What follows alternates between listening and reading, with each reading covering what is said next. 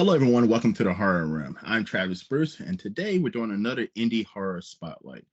Today, I have Alexander and Thomas, as well as Nikki Camilla with us. They are here from Eternal Film Production, and they got something awesome coming out for the whole month of October. It's called Creeptober. It's a series of short films that's going to be all October long. Guys, welcome. Hey. Thank you for having us, Travis. Yeah, thank you. Thank you for coming on. I appreciate it. So tell everybody about Creeptober. So Creeptober, I actually started back in 2017, where I created different horror creation like makeup looks. Mhm. And since then it kind of took its own path, I guess you would say. And I would do like a 31 days of Halloween. Then I started kind of creating them a little bit more story based, did different, I did like the 7 Deadly Sins one year. Fast forward to 2020, I met this lovely man that's sitting to my right. He was interested in the idea as well. We brainstormed a lot of different stories that we did different stills for. So at the time, he was primarily doing photography. And then you fast forward to about a year and a half or so ago, we fell in love in the mix and started a production company together and decided to revamp Creeptober and make it more horrifying than ever, I guess you would say. Awesome. And Creeptober is going to be the first episode is going to air on October 3rd, and every Tuesday there's going to be a different episode. Every Tuesday for the whole month of October. Awesome. So give us a little bit of a preview of what to expect. All right. Well, so the theme is nightmares. So every single short film basically either involves a nightmare or takes place within a nightmare. The definition's a little bit loose, but the names of the films are Dirt, and then we have Squirm. Teeth is next. Teeth, Face to Face, and Trick or Treat. All different themes, totally different actors, interconnected in the sense that they're all nightmares. A few of them are like 5-6 minutes long, and a few of them are fairly short also. We both also have like ridiculously vivid dreams and nightmares. True. So when we were originally figuring out what we were going to do this year, I've had a ton of people asking me, are you bringing Creeptober back? Is that still a thing? And I'm like, you know what? Where obviously things have been a bit on hold as we've been going through a strike right now. So we kind of were like, you know what, let's bring our nightmares to reality essentially. And so some things were taken, I feel like, from nightmares that we've had recently. I mean, I feel like a good amount of them are general nightmares that people have. Like losing your teeth in a dream is the theme of teeth, and that's a dream I've had a whole bunch. Oh my god, it's like always the worst dream too, because I always think it's real and it's always so subtle and slow. So I mean, I think that was so much of it was trying to recreate those feelings that we have in dreams that are so just like fucking terrifying. And also, if you pay attention closely to them, I'm the type of individual, I like to, I guess I overanalyze everything. We both do, which may not be the best thing, but with dream interpretation specifically, we both love, even just like, you know, aside from horror, things that are more psychological, and that's definitely what we've embodied as the brand of Eternal Film Productions. So we wanted to make sure that we implemented that into these short films as well. So what does losing your teeth in a dream mean, and how we incorporated that into the short as well, which I can't tell you too much because no, we can't give too much. Can't give too much away. Yeah. You know, you gotta watch it. You gotta watch it. But we didn't want it to be like spooky, like too much on the nose. So they're definitely they make you think a little bit as well. That's pretty neat that at the end you're going to give like an explanation on what dreams mean, because like, you know, there are tales of like, you know, if you dream about peeing yourself, like that means you might come across some money or something. So like that's a pretty cool way. By the way, that's not a real scenario. Actually. Yeah. I was like, is that a nightmare that you've had before? I mean, that's a scary dream. Also in any dream to be like, you know what? That's actually an Italian thing. Is like if your hand's itchy, it means that money's coming to you. Yeah. So I'm like, okay, well, my foot itches. I'm just gonna claim that means there's money coming to me too. Just Or does it self-declared mean rule. you're losing money by your foot itching? Yeah. Oh wow, that's some introspection right there. That is, but I'm good. never gonna scratch my feet again. Now, when you were thinking of ideas and dreams, were there any dreams that you guys came up with? You're like, oh, let's push this as an idea, and then you're like, that's a little too personal. That's a little too far. I feel like no. I think as like filmmakers, like it's kind of our duty to be honest somewhat. I mean, we're trying to pioneer like a movement too. We call it synagogue. And basically, the whole idea of it is this return to honesty in filmmaking, especially in the horror genre, incorporating themes of like atmosphere and macabre and, just a really eerie kind of vibe. And that has to come from a place of honesty and being open with, your demons, because that's what works is being personal and putting a little bit or a lot of it of yourself into your work. Yeah, and I feel like just pulling that innermost humanity into things. With any genre too, but even like within horror, I feel like things will always land more when it feels authentic. And for us, or I'll never speak for you, but so I'll say for myself, I've always been the type to, I kind of like take my trauma and spin it. Or, maybe I did have like a nightmare, and like that's why with looking at analyzing it differently, being like, okay, maybe this means that there is something good on the way, and that's why I woke up in a sweat and absolutely terrified out of my wits. Yeah, but yeah, we like to embrace the weird. I think there needs to be more of that, just everywhere. I mean, everyone's all fucked up. Yeah, we're all fucking weird. It's just how honest you're willing to be about that. Yeah.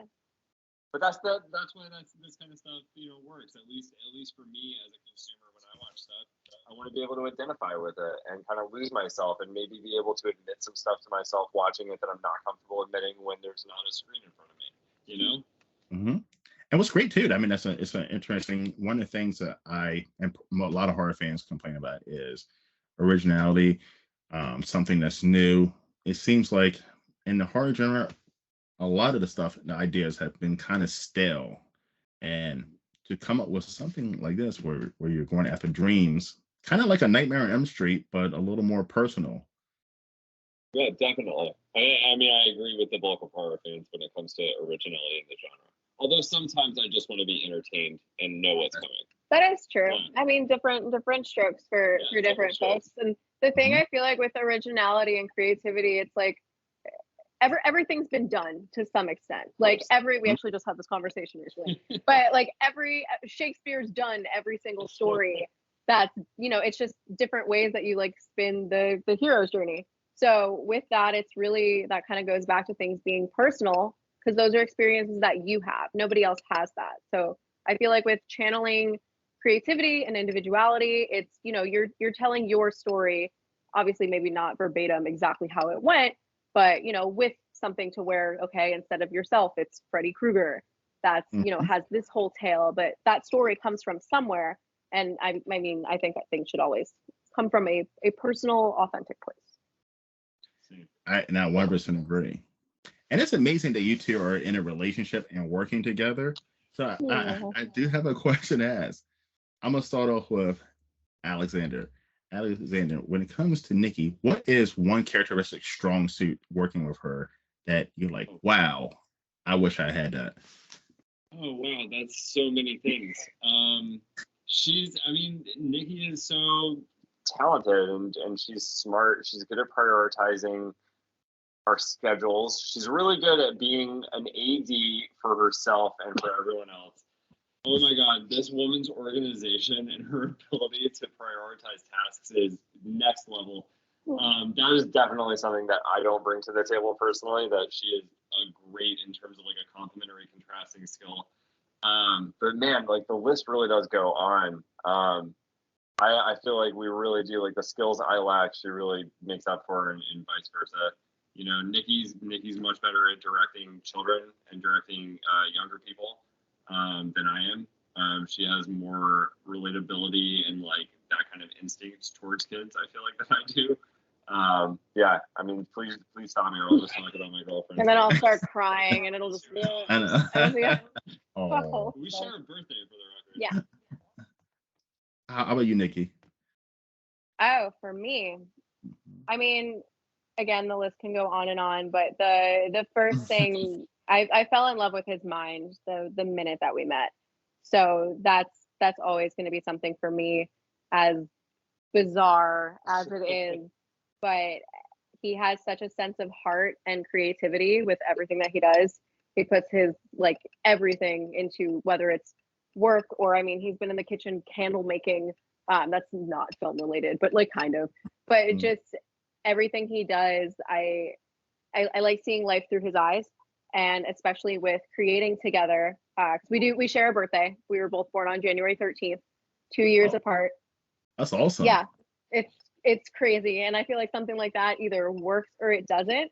But yeah, in the areas to where we're not like right there, we're the perfect yin and yang, but our minds also think very similarly. So that makes working together an absolute dream. I mean, we finish each other's sentences half the time. And yeah, also please stop me because I'll just ramble on about how much I Awesome. love you on a Couples call. goals, right? Couple goals. Yeah. So when it comes to Creeptober, do you think about expanding it to other months? And maybe not Creeptober, but something for December, Christmas. Yeah, actually. All right, we'll give you the exclusive. So yes, we do have plans on it continuing. Creeptober is definitely its own little realm. We have tossed around the idea of doing nightmares on Christmas. But on bump. So Creeptober nightmares before Christmas. But other than that, I mean, we love what we do. Aside from doing it career wise, like we're filmmakers. We love telling stories and watching those stories come to life.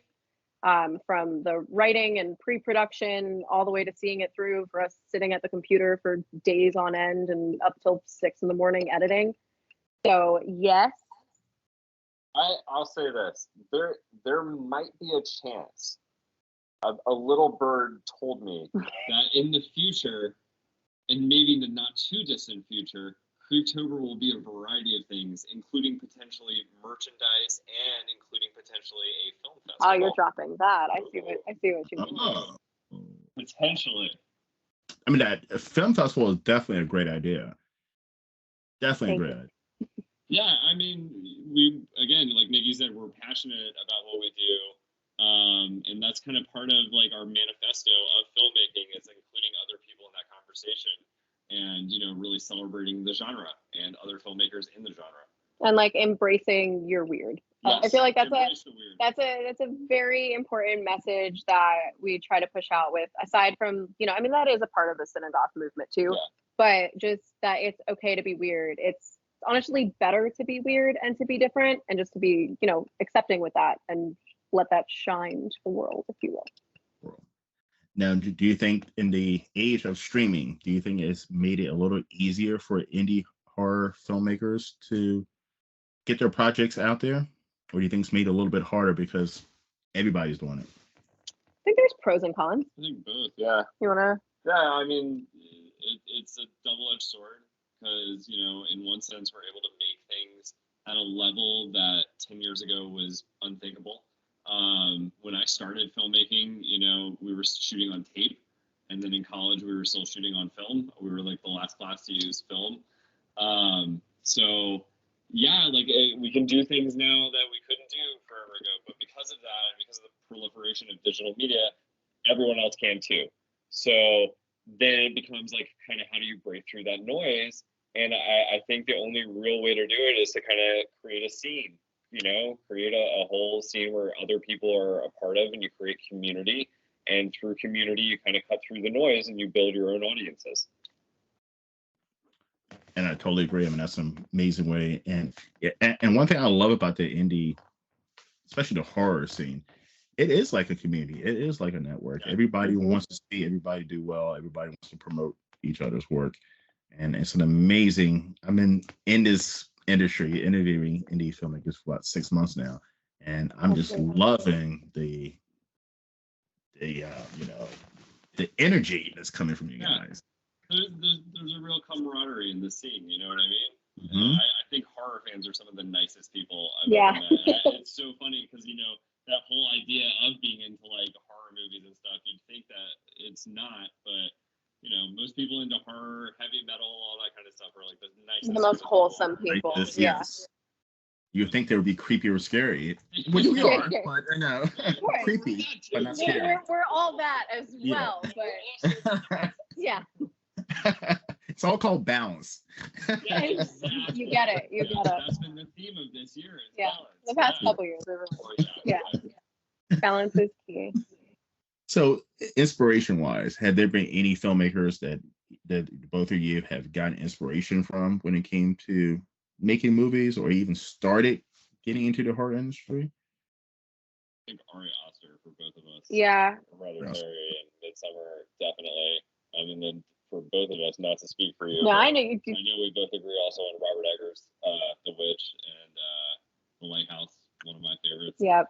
I know, like we have like the same taste for like a lot of things. Like that stuff. I love slasher movies too. Like the worse the storyline, the better sometimes. Sometimes I just want camp. But I like just like really spooky movies, like Skeleton Key. Skeleton Key is one of my all-time. Yeah. The Ring was the first film I feel like for me at a younger age. I looked at that and I was like, holy shit, that's all fake.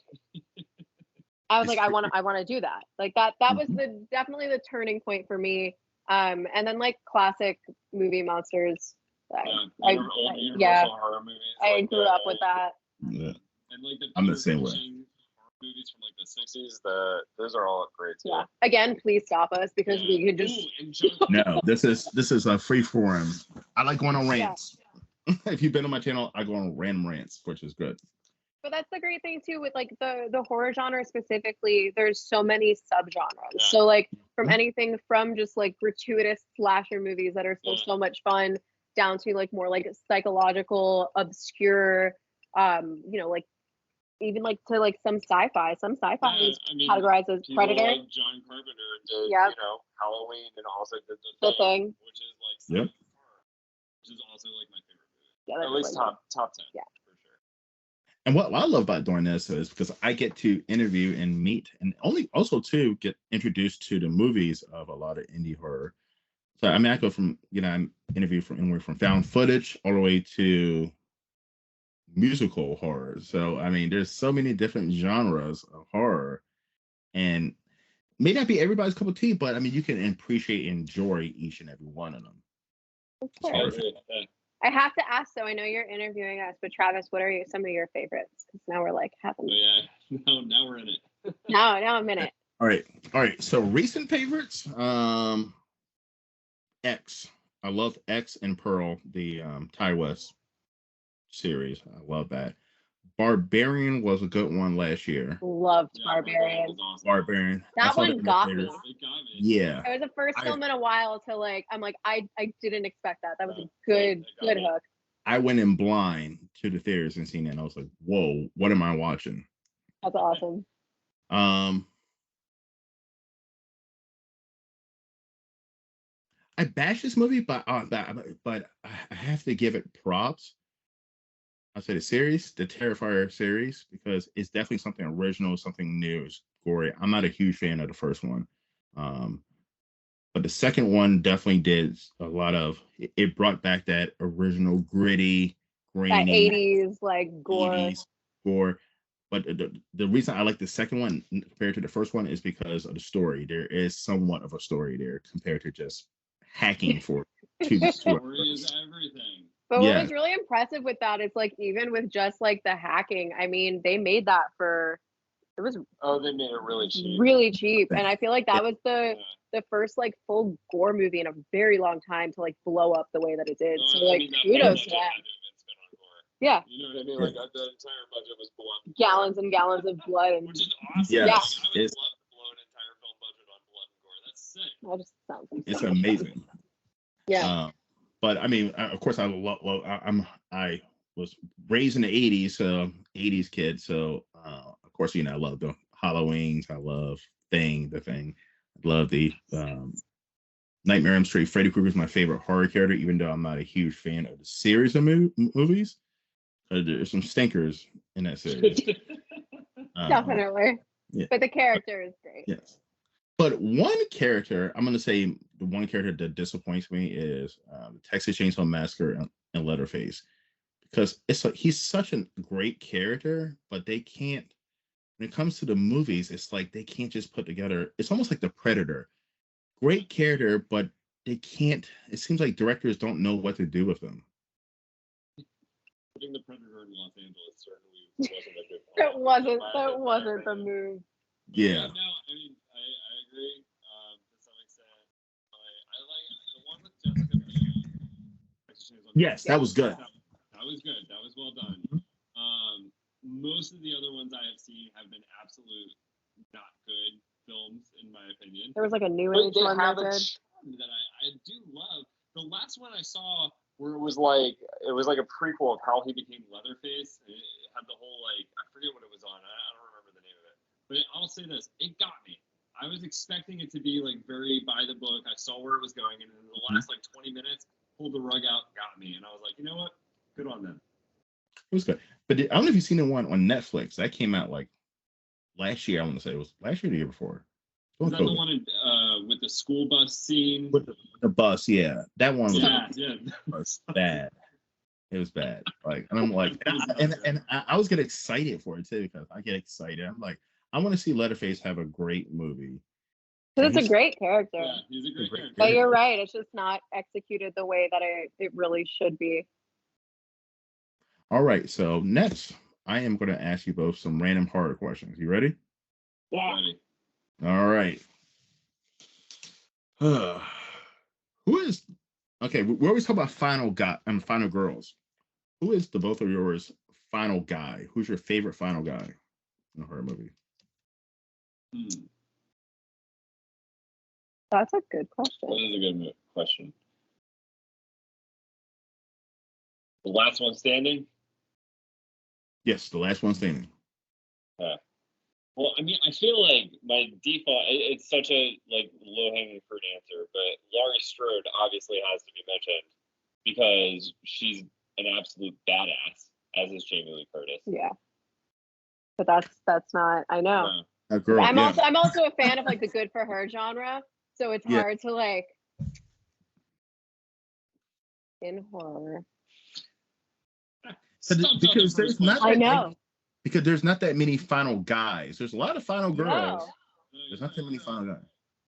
I mean, at the end of the thing, there's 2 final guys. Yeah, but that's not one. That's not one. Yeah. I thought that too. I know, that was I'm going through my Rolodex. You can do that. As long as there's no women left, there only can be guys. At the end of the thing, for sure. Yeah. Because it's so ambiguous. You don't know if one of them has the thing, especially Childs, because he's away for a hot minute, and then he comes back, and where was he? Does he have the thing? I'm if it wasn't horror, I would say Heat. Yeah, sure. But that doesn't fit here. That's hard. That's a good. Did Justin Long survive the Barbarian? Long, yep. Yeah. No, he died. He dies. Right? He dies. Yeah. Because I was thinking that too. Yeah, the chick survives. His character in that, he's like, maybe I'm not a total piece of shit. No, and then, no, just kidding. That was one of the. Yep, I'm. He was like, no, I'm a terrible person.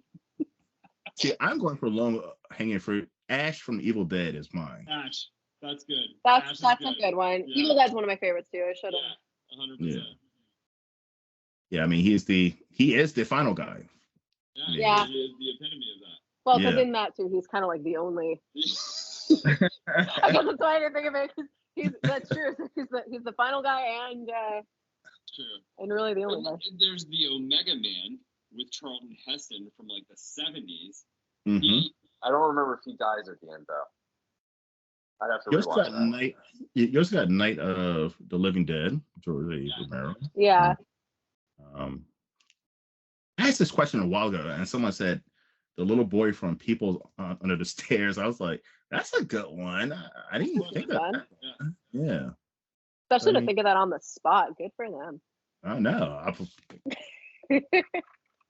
All right. A second question. All right. If a big budget film company came to both of you right now and said, here's whatever amount of money you need. We need for you to make a sequel to an iconic horror movie. Which one would it be? Because initially I would want to say Evil Dead, but there was just one of that. Yeah. You know what? I will take the challenge. We would do a Texas Chainsaw Massacre movie. Oh! In Travis's honor, to bring that. Please don't fuck it up. I would do it really similarly to X. I think X is a really good template for how a modern day slasher movie should play out. It had all the stuff you would expect in the genre, but the story was there. It also had a lot of eye candy. It had cool sequences like the alligator. Oh my god. I would do a Texas Chainsaw Massacre movie kind of in that vein, I think. But it seems pretty easy to put together a Texas Chainsaw Massacre movie. A group of kids come to his fucking house and he fucking kills them. I mean, how hard is that? Apparently, it's very difficult. The location is scary by itself. Yeah. But there's some plot inconsistencies going on there for sure. Yeah. All right. Last question. Oh, wait. Can I go back really quick? Also, yeah. in Travis's honor, if we were to do one, we should link in Creeptober Nightmares with Freddy Krueger. Oh, that's good. 100% do that. Yeah. You should 100% That's good. do that. And it's on brand. I love that. Yeah. You should 100% do that. And so some kind of way, add a Predator into that motherfucker too. Into there. I was like, you know what? Because why the fuck not? Let's just fucking go for it. I love that. Yeah. Yeah, I think that's great. Leatherface versus Predator versus Freddy Krueger. Oh man. Let's go crazy. They're like equally matched. Although I think Leatherface would die first. Yeah. Even if that movie was terrible and I didn't make it, But I would still watch it. I would go to the theaters and pay my hard money to watch it. Yes. Because then if it's also good, you're like, wow. Man, that would be cool. All right. So listen, we're not gonna bash indie directors, okay? So what is in the last let's say last 5 years, what's the worst big budget horror movie that you both seen? Worst big budget. There's a lot of bad ones. I feel like the more money I have, sometimes it's not as good. I feel like low budget horror films or like medium to low budget films are awesome because you have to be so resourceful in your filmmaking. I mean, I absolutely hate what American Horror Story is doing right now. I know that's more series, but that's not a film. But it's still horror. American Horror Story is good for seasons. The first three were great. First three were good. Asylum was like my favorite. That was wonderful. And now, I mean, the Meg was pretty bad. If you want to count that as horror, I don't count that as horror. There's shark horror is like shark a subgenre. horror. Well, you're just like aquatic horror. But you know, going into the Meg, that is going to be horrible. But it's not going to be good. No. I mean, listen, in the last 5 years, the last Halloween ends. Yes, Halloween ends. 100%. Because the other two were fantastic, and it led up to where it was like the last one. It took off from the last shot of the last movie. I was like, that's amazing, and they set it up so great to continue on, and then they just didn't. Why? What did we call it? We're like Michael Myers makes a friend. My last 10 interviews has some kind of way bashing Halloween ends has always incorporated itself into every last 10 years bashing, because I agree Halloween ends was such a fucking letdown. It was. It's to the point we were so excited to see it too, and then we just sat there and we're like, what is I thought there was going to be a twist. I thought all the stuff happening, I was like, no, this is going to be like a delusion or there's some sort of clever twist or something. No, what you see is what you get. Michael Myers made a friend. Michael Myers makes a friend, comes back for 30 seconds, and dies. Yep. That was it. All right. To an old Laurie Strode, too. Yeah. Yeah. And Halloween and Halloween Kills were so good.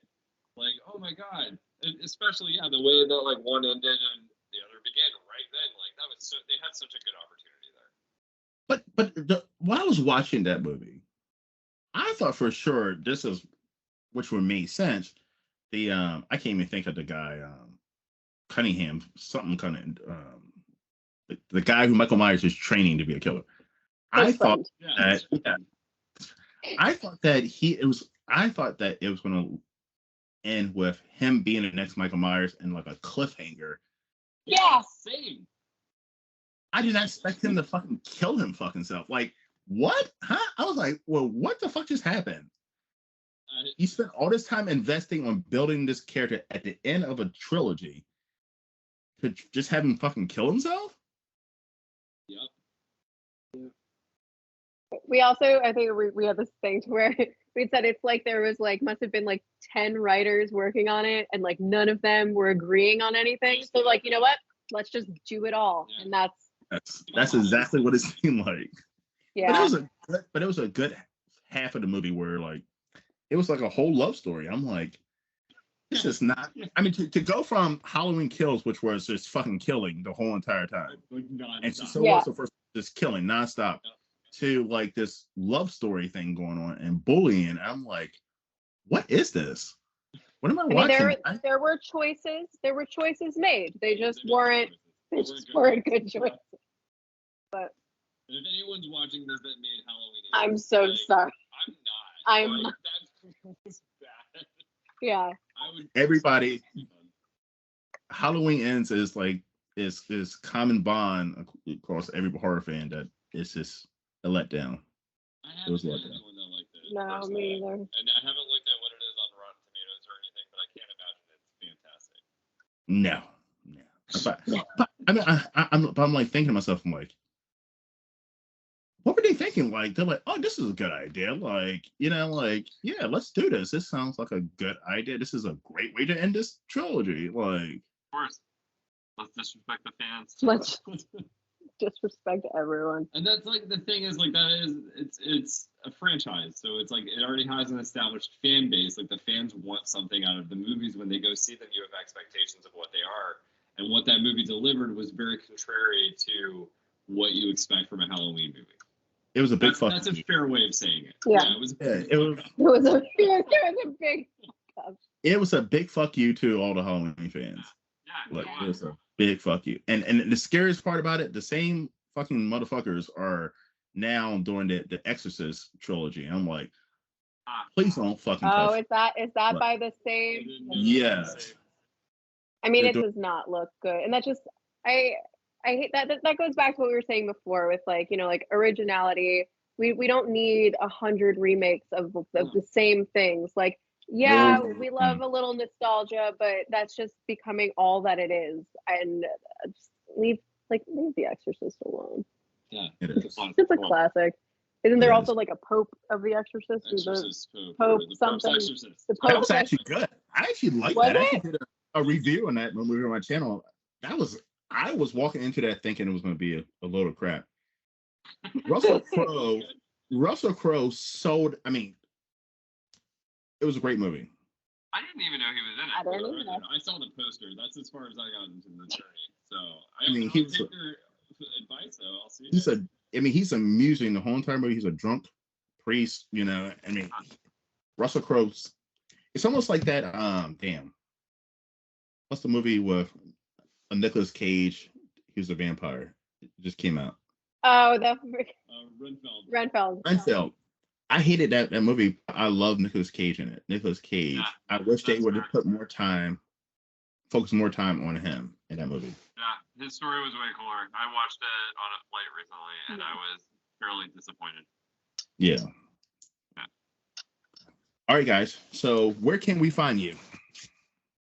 Oh, well, you can find us on Instagram at Eternal Film Productions. And then, of course, we have a website, which is eternalfilmproductions.com. And that'll be live on the 3rd of October when the first film comes out, along with the merch store. Yep. And then for people who want a more intimate access, we do have a Patreon where we show all the behind the scenes process, and we show like rough cuts of, from the rough footage on set to the first edit to the color to the final grade, like all that stuff. So yeah, you can find us all over the gosh darn place. You can find us all over. Yeah, but shucks. But I feel like we're on like every, Instagram, Facebook, LinkedIn. LinkedIn. If you're on LinkedIn, we're on LinkedIn. We're on LinkedIn. Threads, we're on Threads. We're on Threads. We're everywhere. Threads. We're everywhere. And we also know, too, that you guys are going to be on YouTube, because that's where we're going to find Creeptober. YouTube is where you're going to find Creeptober. Yeah. So it's going to be exclusively on YouTube, and then our website, eternalfilmproductions.com. Okay. And I'm going to have the link for the YouTube link in my description. So click on that bad boy and subscribe. Love a link. We love a link. Love a link. Listen, guys, thank you for coming on. I can't wait for you guys to come back on to promote. You said we're doing Christmas Nightmare. What did you say? Night Before Christmas or something like that? So Creeptober Nightmares Before Christmas. Okay, and that's coming out. So it's a mouthful, but it's a, yeah. It'll be December, and there might be some other short films happening in the month of November too. Listen, but whenever you guys get that ready, please come back on and promote that. You guys were fun. Well, too. Thank you so much for having us. You're a joy. Yeah. It was just like fun conversation for the past.